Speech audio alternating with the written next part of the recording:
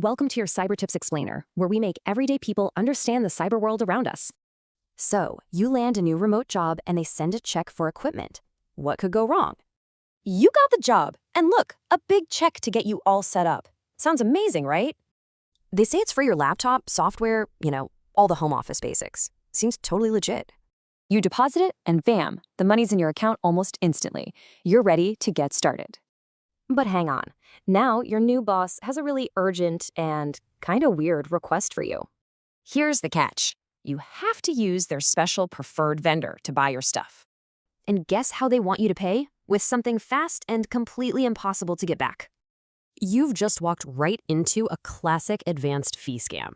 Let me show you how it works. So the scammer sends a fake check. By law, the bank makes funds available, but the check hasn't cleared. Just because you can spend the money doesn't mean the check is good. That's the trap. So, a week goes by, you think everything's great, and then you get a nasty notice from your bank. Let's say this was your balance right after you deposited their check. Looks pretty good, huh? But after that check bounces, the bank claws it all back. Now you're deep in the red. The check was fake, the vendor was the scammer, and you're on the hook for every penny. This is a brutal scam. So how do you make sure this never happens to you? Let's break it down. Look for these huge red flags, pressure to act fast, and being told exactly where to buy equipment. But if you remember one thing, let it be this golden rule.